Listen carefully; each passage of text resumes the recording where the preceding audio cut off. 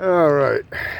Let's talk about the overt and blatantly provocative nature of what is taking place right now.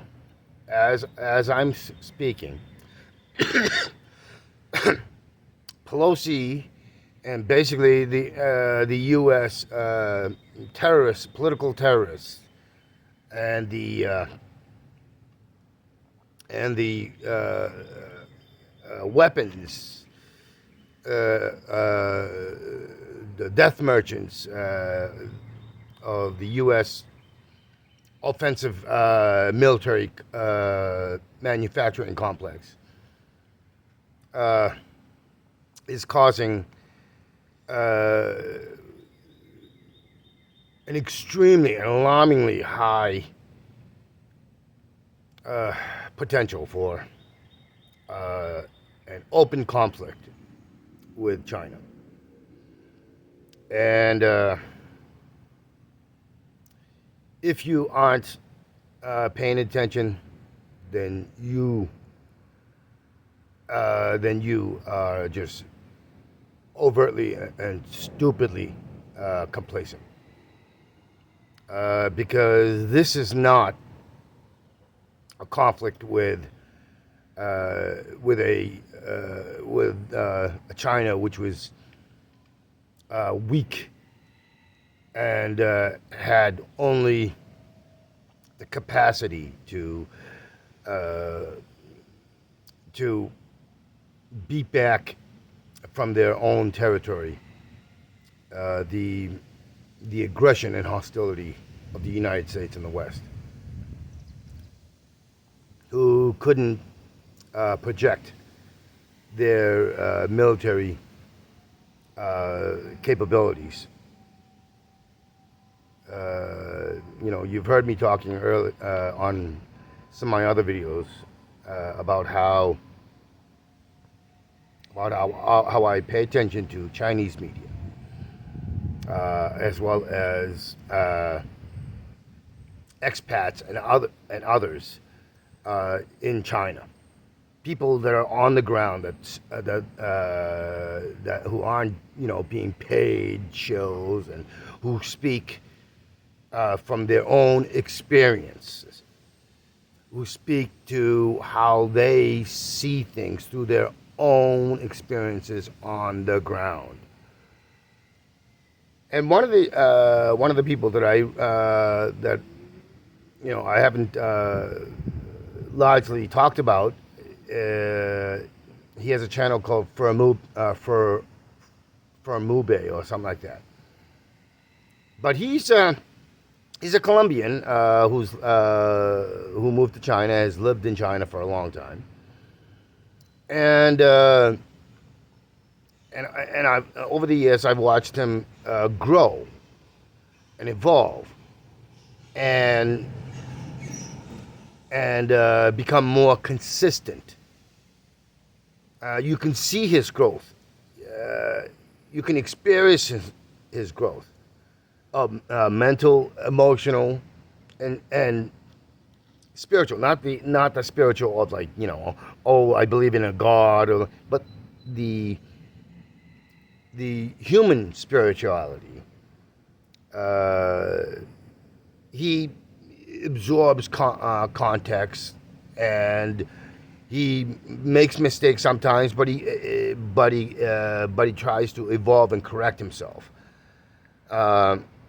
Not self-censoring, not taking the word or opinions of others, but actually growing, because he's actually investing. And him and others. He just put out a video showing trains and talking about how there's been a massive preparing of the Chinese PLA. But, it's like there is also the fact that as I said, I watch and pay attention to quite a few Chinese media, such as CGTN, CCTV, Shanghai Eye, Global Times, China Daily, and there's been this is the first time I've ever seen where they put out a military video of the PLA readiness. And basically, it looks like, when you see the, advertisements for, the U.S. Army or the U.S. Navy but this isn't a recruiting video. This is basically stating that the PLA is getting ready to defend their sovereignty, their territorial integrity. And this is an open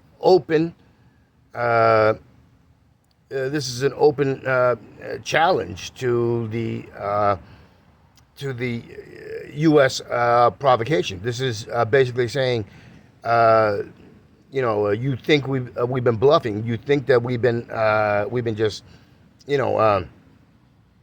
we've been just mouthing off. But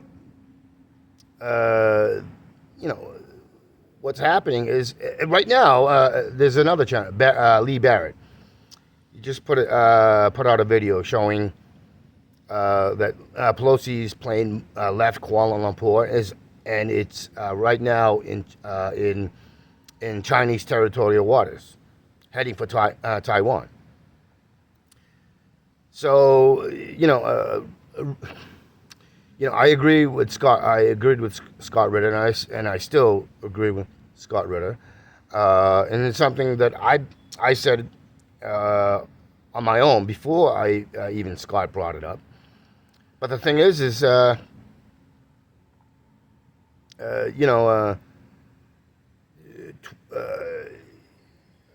Scott Ritter, and some others have said, by sometime between 2022 and 2023, or shortly after, that there would be an open conflict between China and the U.S. China is defending its sovereignty. The U.S. is looking to remain in a hegemonic position, a dictatorial, authoritarian, totalitarian control. And when I talk about I'm not talking about the U.S. people. I'm talking about because we certainly are not benefiting in any way that we can actually touch and feel. With the exception of a small minority who is, but the vast majority of us aren't. If anything, we're feeling the impacts of this aggressive hostility, which is and we're getting hit negatively by it, and that's because we've allowed them, because we've been completely complacent, apathetic, and just we have to go about our lives, not understanding that going about our lives leaves us open for them to start this, and the negative impacts keep piling on and on and on and on, and we continue to allow it because we haven't gone after the political and business criminals, high criminals, because we haven't forced the issue. And this is what I've always been talking about. We can't sit by the sidelines. We can't be armchair quarterbacks. We need to invest in ourselves. And the only way to do that is to make sure that those who seek to profit, who seek to use criminality under the guise of legitimacy, whether political or business or whatever the hell you want to call it, and that's what it's led to. If you think what's happening with Ukraine and how that's impacting us economically and financially and socially within the world, if you think that there's been a disruption due to the conflict with Russia and Ukraine, which was which is really a conflict between the United States and U.S. NATO against Russia. And if you think it's bad now. I've said this before. You ain't seen nothing yet. You're gonna feel it, and you're gonna feel it in a way that you won't be able to deny. I've always felt the pinch, so I understand. But if you think that you're going to get hit with just a small amount, and that you can just keep floating and along, you are so wrong. You are so damn wrong. China, for all the nonsense, propaganda, and BS that the U.S. media and the politicians and everybody else in your community, in your circles, who are bought into this nonsense, if you think China can't hit the United States, and I'm not talking about nuclear weapons, I'm talking about conventional weapons, all right? If you think they can't do that, or Russia can't do that with conventional weapons, you're out of your fucking minds. You're out of your fucking minds. I've said that if there's a global conflict starts with two of the most powerful countries in the world, especially with China, and Russia's no slouch.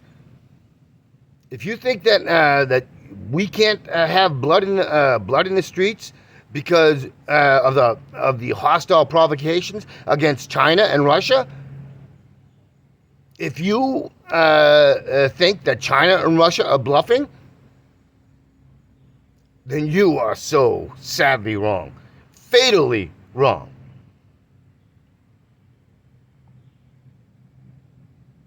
And here's the thing: this is going to spark a global conflict. This will spark a global conflict. China is already setting up the military, pouring them into defensive zones on the Pacific, and especially facing Taiwan across the straits, which is 100 miles off of mainland China, and the area around it, in preparation.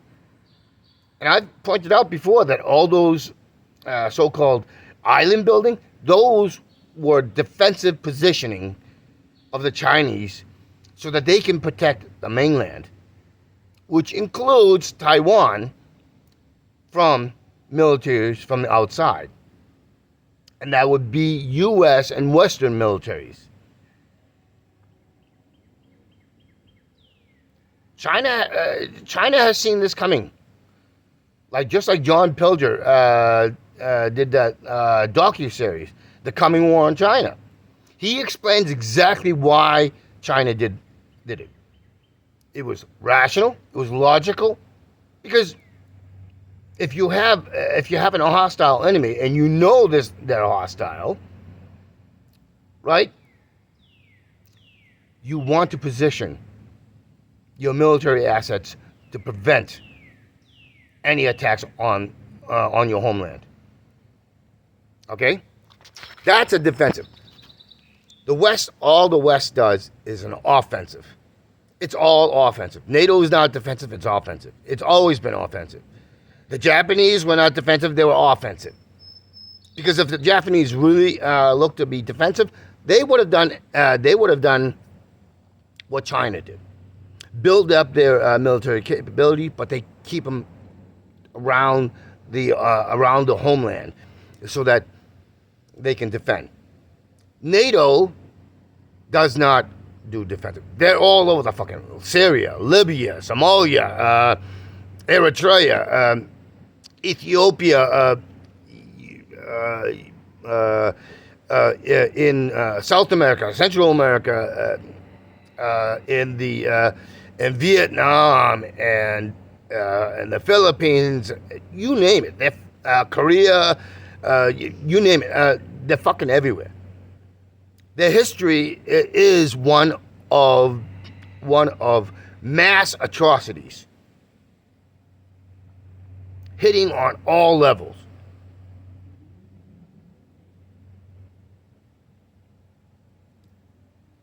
And right now, China and Russia are saying, we call your bluff. Something I just recently learned is that China went in a physical kinetic war with the Soviet Union. The Soviet Union, which had outsized nuclear advantage, but the Chinese went into conflict with Russia. Why? Because Russia was not Russia, but the Soviet Union was invading and doing incursions into Chinese territory. China, which had nuclear weapons, but they are vastly inferior to the stockpile that Russia had. You've heard these idiots in the U.S. Media, the politicians, and these other morons who talk about how China constantly backs down and so on and so forth. How is it backing down when, if they go against the Soviet Union, who had a vastly superior nuclear arsenal? And China went toe to toe with them, or the United States. And this is back in the 1950s. Not just the United States, but the Western Europeans during the Korean War. China said, "Hey, keep your conflict within the Korean Peninsula. Do not bring it up to our borders. If you do that, we will come in on the side of the North." And that's exactly what they did. That's not a bluff. The Chinese said that, and that's exactly what they did. That demonstrates to you. That should demonstrate to you just on 2 occasions where they did not bluff. They told it as it was, and they did it. They followed through. And the Chinese have been saying about Pelosi, we will do this and we will do that. We will have a strong opposition. We will forcefully push back. And now they're demonstrating that they're going to follow through. If you think, or you believe you can just go about your lives, then you are lethally wrong, because it's going to be lethal on all sorts of levels: economic, social, financial, physical, you name it.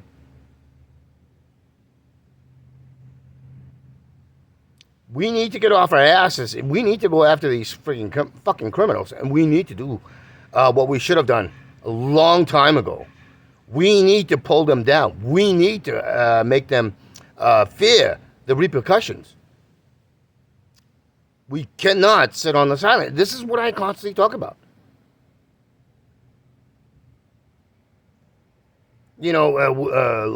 So many Americans and Westerners talk about peace, but they seem to ignore the hostility, aggression, and provocations that our so-called government and leadership and businesses do. I talked about how Hawaii was taken by force. That's not peaceful. What they did in Libya, that's not peaceful. What they did in Syria, what they're still doing in Syria, it's not peaceful. It's not defensive. What they're doing in Somalia, what they're doing in Ethiopia, what they're doing in Eritrea, what they're doing in Venezuela, what they did in Bolivia, what they do fucking everywhere. What they did to Cuba, what they did to Iran.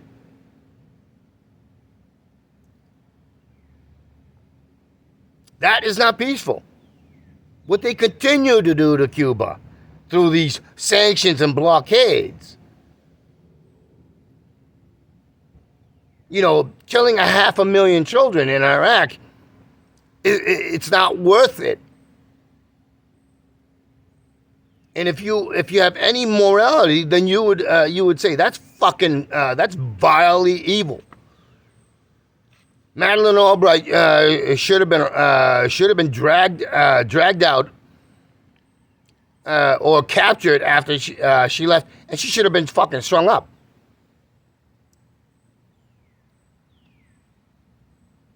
With this Krista Freeland in Canada, she should be dragged out and hung up.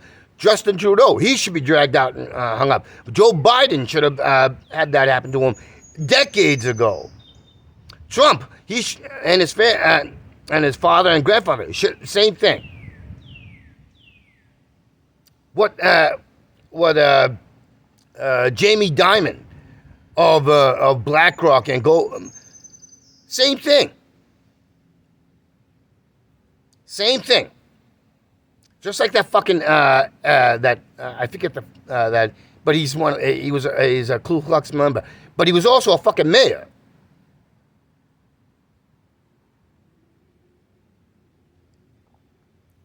These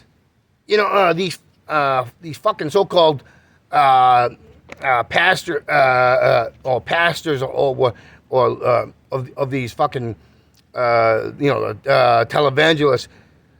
So-called televangelists. They're nothing more than fucking con men who rip off people.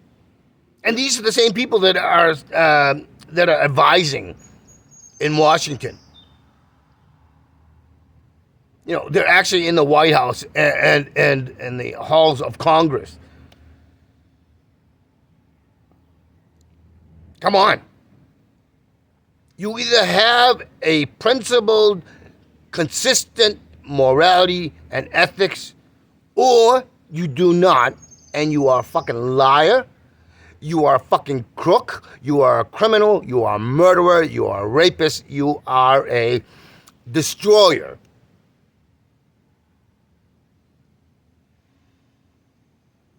You either stand for your morality, your truths, your consistent, objective truths, or you do not. There is a reason why I speak the way I do, how I enunciate the things I do, how I use this the way I do.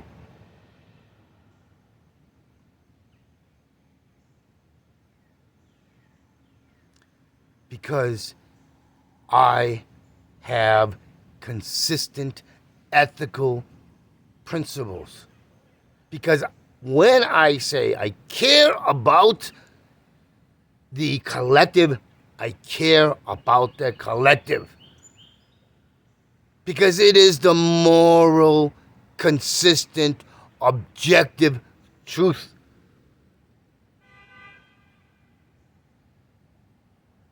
This is why we do not have peace. This is why we cannot have the aspirations and dreams of the collective.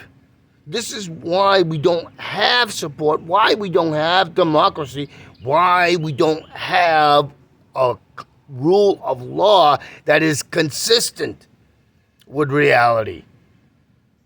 That is why there is no equality. That is why we do not have clear, critical thinking in so many.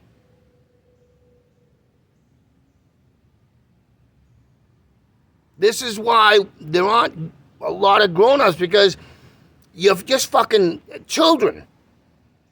Because you've been indoctrinated, you've been ingrained and conditioned to be fucking children. This is why there is no life. You have only existence. Existence where you get your ideas, your marching orders, your everything. This is why I hear constantly people, oh, there's nothing we can do about it. It's just the way it is.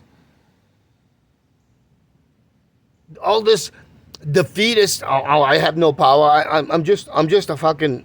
I'm just a. You, you know, people make these comments. Oh yeah, you act like a. You are a fucking dog if you do that. Why? Because you say I don't have any power. Because you don't want to take any power. You don't understand that a collective is standing up in solidarity and community against the against those who would pillage and plunder, destroy, murder. This is why what the Dutch did, the Dutch farmers did. That gives me hope. That gives me hope. How that's spreading, that gives me true hope. Because then I get the feeling that people are starting to come back to being asleep and acting like spoiled children and understanding the crucial nature of how you have to be able to demonstrate your enlightened outrage. We've forgotten how to be outraged for ourselves, collectively. We've forgotten that that violence is a factor of life, and that you must. It's not a matter of violence; it's a matter of who you use it against. The ones who are causing it all, and not your neighbor who's just trying to you know, have an existence where they don't they're not you know they're not constantly having to fend off the blows that are coming. You know, we can either be those individuals who fend off what is coming, or we can come together and support each other so we can all fend it off. We can all suppress it and repress such things. That is a true community. That is where force comes into a factor.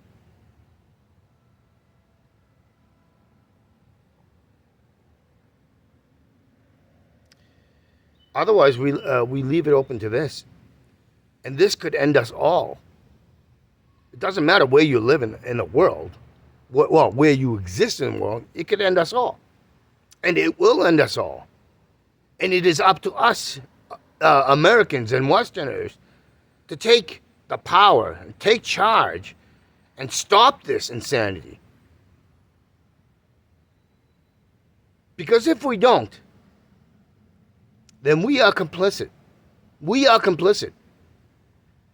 We are the mindless rabble who allowed us to be taken over like lemons, following the crowd over the cliff.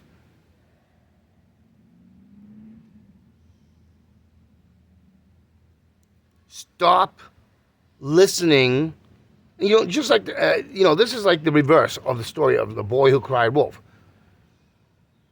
Rather than the boy who cries wolf over and over again, and being seen rationally and logically as, hey, we can't listen to this. We can't start jumping every single time. Rather than that, it's the boy who cried wolf. Oh, we believe you. Let's go. Let's go.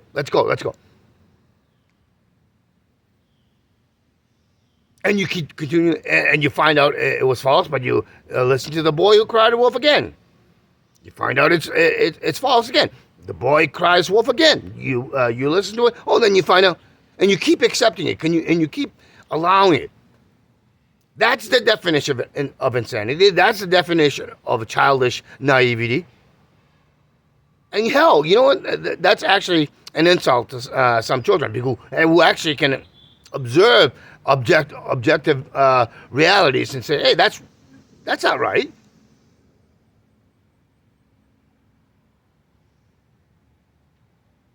You know, what sort of lesson do you teach your children when you listen to The Boy Who Cries Wolf, and you find out it's false. And it's over and over and over and over and over. And you multiply by that by a factor of hundreds. What does that teach our children? What does that teach our fellow community members? It teaches, lying is acceptable. Making mistakes over and over and over again, doing the same things over and over is acceptable. That teaches us that, hey, there is no responsibility. There is no self-respect. There's nothing. We just, hey, let's just keep following the boy who cries wolf. Oops, it was a mistake. Oops, it was a mistake. Oops, it was a mistake. Come on. How can you call yourself intelligent? How can you call yourself, anything when you continue to do that? That's a definition of stupidity. That's a definition of insanity.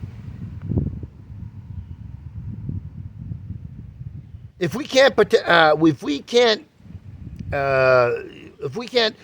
observe objective realities, and we want to go lean towards fantastical thinking because our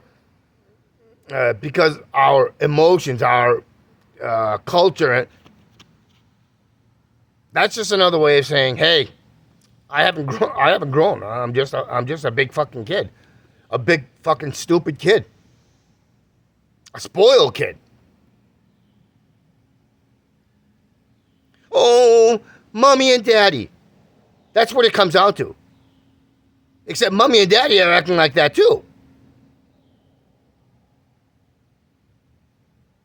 So of course you got physically grown children bringing up purposely intellectually and emotionally retarded kids, and that just compounds it after every new fucking generation.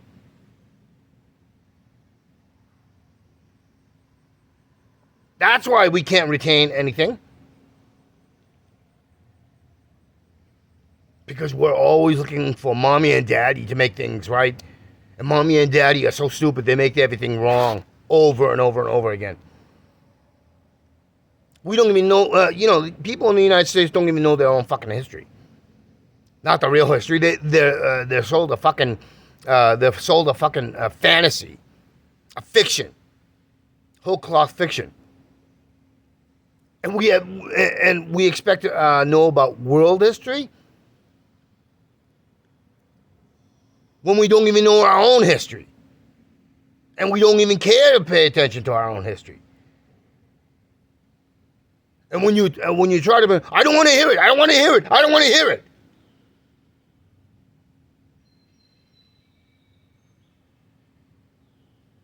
I don't want to hear it. Oh, just answer the fucking question. That's not the question I asked. I don't want to hear it. Except, you need to, in order to understand, to address that question, you need to bring in the context. But you don't want to hear the context. I don't want to hear it. You need context for a base. If you don't have the context, you can't have the base. You can't have clarity. You can't have critical thinking. You can't have critical understanding. You can't control your emotions. You can't. You stick to gimme. I want. I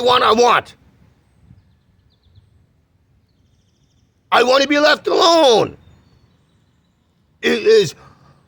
I want to be left alone so I can just say gimme.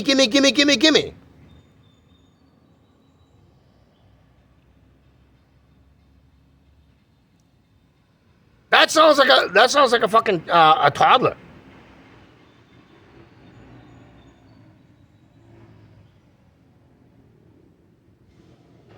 Grow the fuck up. Wake the fuck up.